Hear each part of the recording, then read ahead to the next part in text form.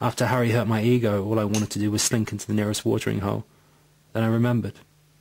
The extra. Fuck. I'm late.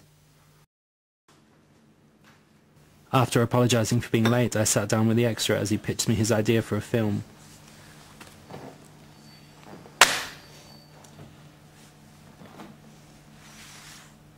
So there you go, that's my script. It's called, working title at the moment, it's called Lord of the Bracelet.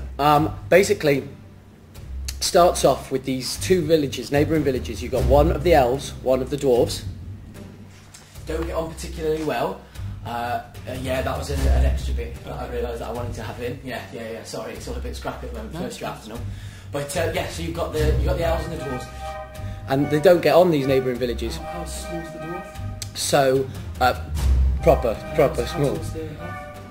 Still pretty, well, no, pretty tall. So but it shows how, you know, it doesn't matter how different you are, you can still be in love, you know? Sweet. So, yeah, exactly. Twist on the story, they're both men. I think in this one day where we can handle it, right? But anyway, moving on. As I say, the elves and the dwarves don't like each other, so a bit like Romeo and Juliet, I suppose, but neither of the families are happy about these two people getting... So you're writing Shakespeare? No, just the love story, that part of it. Not Shakespeare, maybe it could be, but, you know, anyway, so, let's get on with it. Right, so anyway, these two, one day they're playing around, just being a bit silly, and they're rummaging through all this stuff that's in one of their houses, and they come across this map, like a map. Maps on the brain. Anyway, so map. They come across this map, proper ancient old map, and there's this at the centre of it, this gold, like radiating thing, and they're like, this looks amazing. They have to go and find out if this is real, and if so, what it is, and stuff. So the two of them, and they also realise, to be fair, they can get away from all this feuding families and stuff. They can see each other, they can be with each other, because their families aren't really too happy with them being around each other. So they go off on this trip, and they're going down sort of these muddy paths and through woodlands and past like cliffs and stuff, and they're travelling for a few hours. Everything seems pretty calm. And suddenly they hear like a rumbling up above them, like one of the cliffs. Up, like right up at the top of one of the cliffs, they hear this rumbling. It's like a right. So they look up, shitting themselves, and they just see this massive giant. He's like 25, 30 foot tall, massive guy. He's not happy because they are in his place, so he's throwing rocks at them.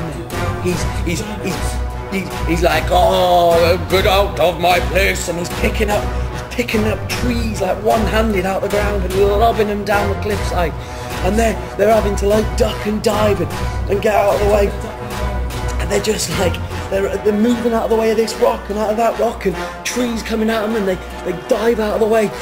So it's all a bit mad. Anyway, they manage to get away. They trick him, because giants just aren't very clever, right?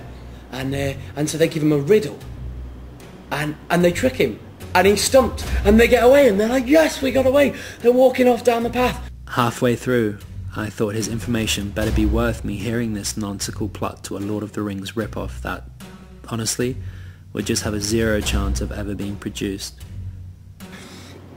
Think they're happy, looking at the map, they're like, oh yeah, not too far now. Well, we're about a 10th of the way. It's a big map. It's an epic film, right? That's the point, right?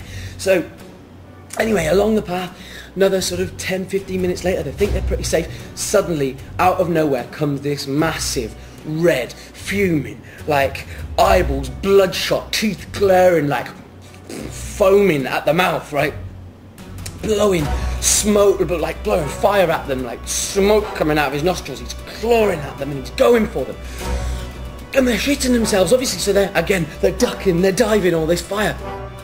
And they look down and they find this, they're wishing for it, and they find this magic chain, and they lasso up to it. This is Flopsy the elf. And they lasso up to it, right? And they manage to catch it, and they tie it up And so he's there, like the dragon's there, like clawing away, like trying to get at him, but he can't. So they're just running off, like laughing at the dragon, and they're running along, just like laughing with each other, giggling, and it's all just a bit mad. And they fall down this grass bank, and they're rolling down, and they end up like one on top of the other, and it's so they have a bit of a kiss. 15, you don't actually see the sex scene, you see, yeah, because you want to keep it open, because you've got all the fantasy and the mystery and stuff. You can't keep kids away from going to see that, so it's a 15, ideally. So they're rolling down, but so you see a bit of kissing and stuff, and then the sun's coming down, so they decide to camp there. And then that's the end of day one. It's about 4 or 5 days, I'd say, this film. It pans over, sorry? Yeah. Pans over about 4 or 5 days, and of course in the end they find the treasure and they take it back to their villages and it solves all their problems and they can live happily ever after. But the main bit of the film on day three is they come across these other 2 neighbouring villages. This is like miles away from where they are. This is the vampires versus the werewolves, right?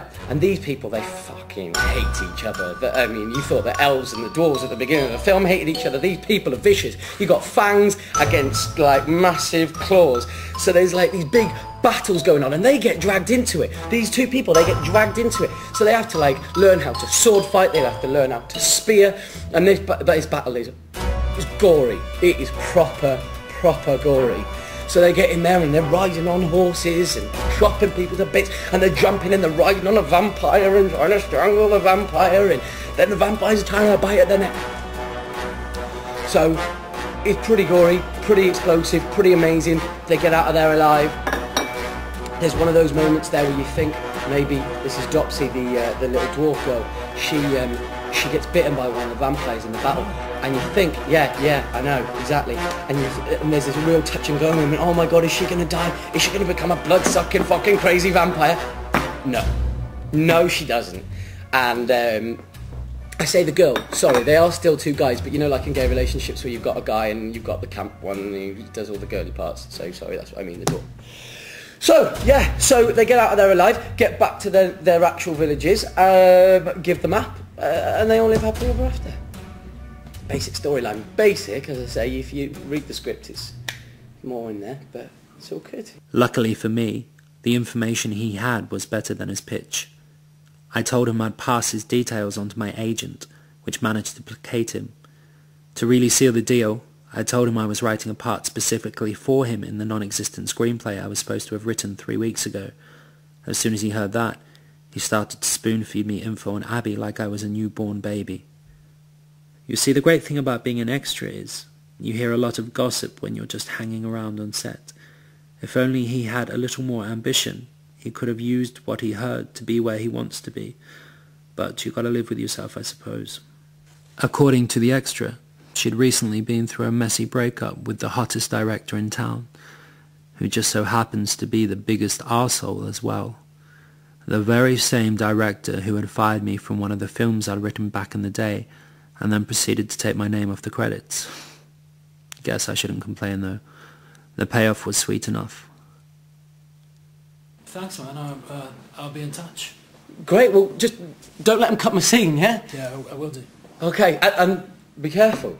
Thanks.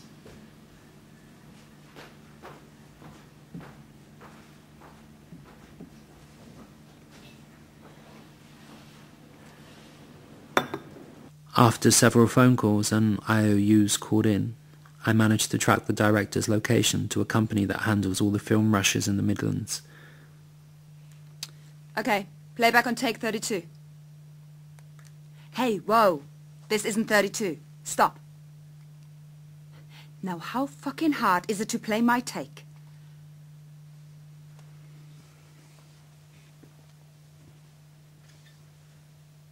You just can't get the staff these days, can you? Langdon, what the fuck are you doing here? Looking for more money? This isn't about money. Everything is about money. Playback on 32. Roll. I'm here about Abby. There isn't much I can help you with there. I haven't been invited to the funeral, so I can't really... I just want to ask you some questions. Questions?